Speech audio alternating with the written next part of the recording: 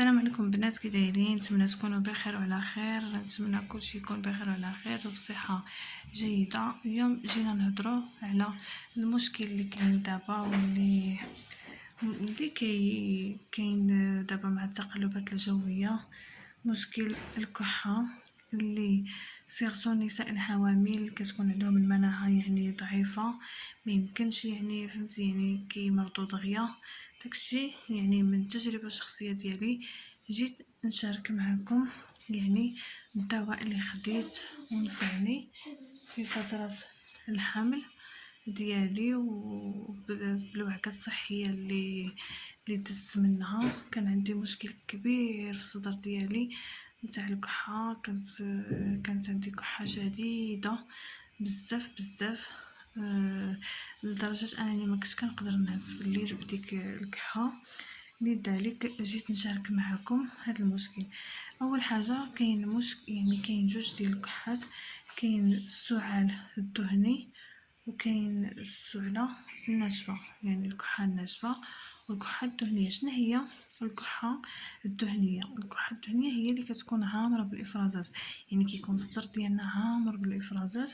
والكحه اللي كتكون ناشفه كتكون خاويه من دوك الافرازات، كنكحو ولكن ما عندناش افرازات في الصدر ديالنا.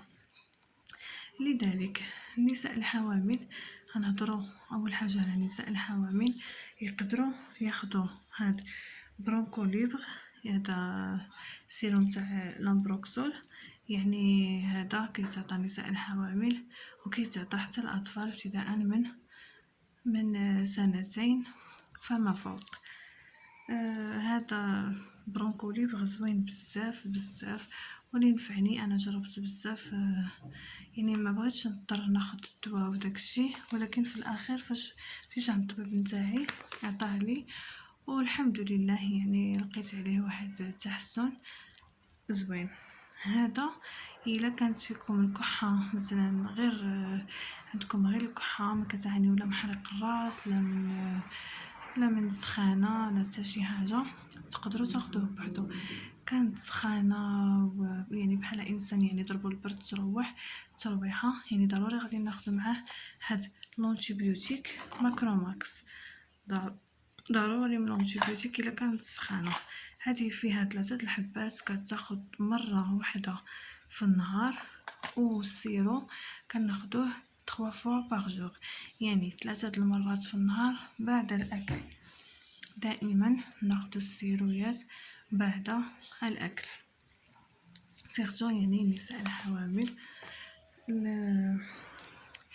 وضروري من حرق الراس ضروري خصنا ناخذو معاه دوليبران، غير ما نكثروش الدواء، ولكن الا جات فوق الجهد ما عندنا ما نديرو.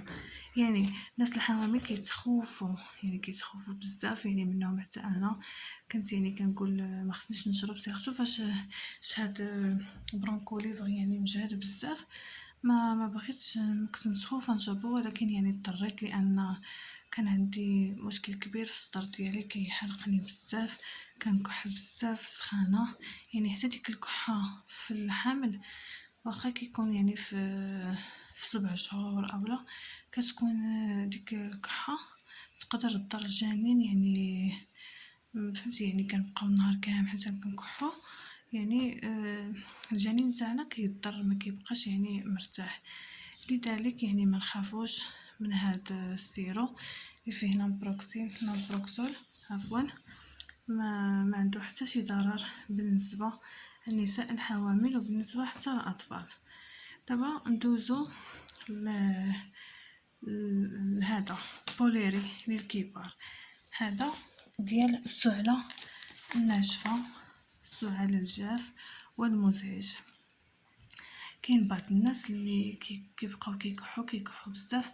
هاد بوليري هذا زوين بزاف، ما كيتعطاش للاطفال، كيتعطى غير الكبار. هذا زوين زوين هذا في الصح، تقدر تاخذو نهار الاول صافي ما تعاودش تضطر تاخذو المره الثانيه. الناس اللي كيعانيو من الكحه او من الحساسيه، كاين ناس مع التقلبات الجويه ولا كتكون عندهم يعني حساسيه في ما يتقلب الجو كيجيهم يعني ديك السعله كيبقاو كيكحو. هذا بوليري زوين بزاف، ننصحكم به. الثمن تاعو ماشي غالي، 23 درهم. عفوا، الثمن تاعو 23 درهم و90، يعني 24 درهم، ولكن المفعول ديالو زوين بزاف. هذا لا ينصح للمرأة الحامل، هذا انتردي تشربو المرأة اللي كتكون حاملة، هذا لانه مجهد بزاف، كيتعطى غير الناس يعني الكبار والناس اللي يعني عندهم دوك السعال يعني بزاف وكي صافي كيديرونجيهم، يقدروا ياخذوا هاد بوليري. ولا كانت سخانه ضروري من الانتيبيوتيك ماكروماكس، كناخذوه حبه في النهار 3 المرات، ومع حرق راس ضروري دوليبران. هكذا نكونوا انتهينا من الفيديو نتاع اليوم. نتمنى يعجبكم الفيديو نتاع اليوم، نتمنى تدعمونا بجيم لا فيديو. ولا كانت عندكم اي تساؤلات، اذا كان عندكم اي تساؤلات خليوها لي في لي كومونتير. وشكرا لكم بزاف. غادي نحط لكم الدواء البصر للناس الحوامل اللي كيجيوهم البصر يعني مع الثقل وداكشي، شنو يمكن لهم يديروا.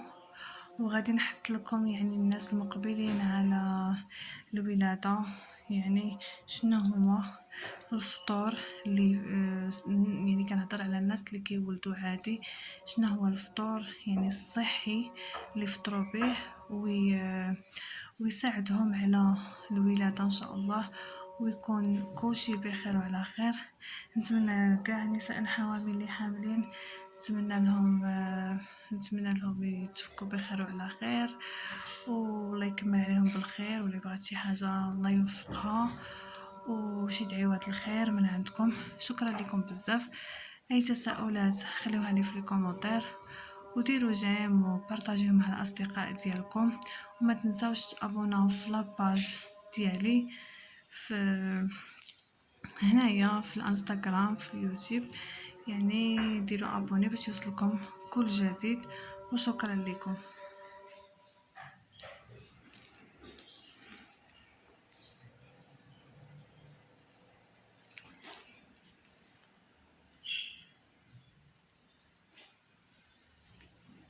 بالنسبه للثمن ديال هذا برونكو ليبر حتى هو ما غاليش، داير 20 درهم. ماكروماكس الثمن ديالو 63 درهم. هكذا انتهينا من الفيديو، شكرا لكم والى اللقاء.